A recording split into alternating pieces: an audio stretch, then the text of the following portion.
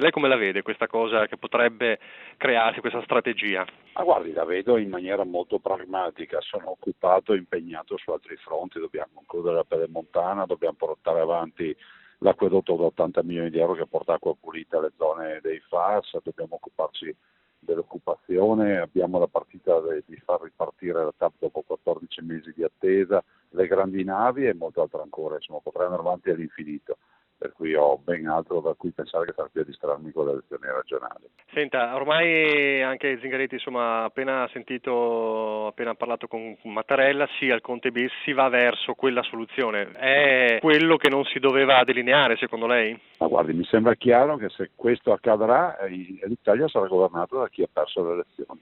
Penso che sia l'unico paese al mondo dove chi perde le elezioni addirittura ha l'opportunità di governare un paese.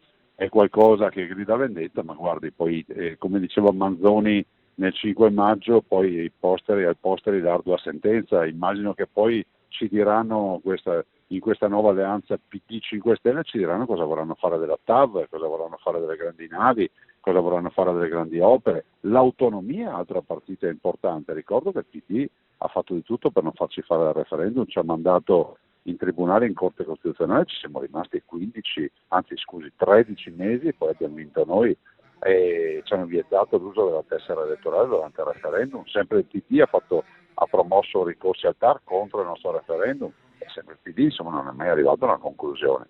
Quindi staremo a vedere, ne vedremo delle belle, è il festival dell'incoerenza.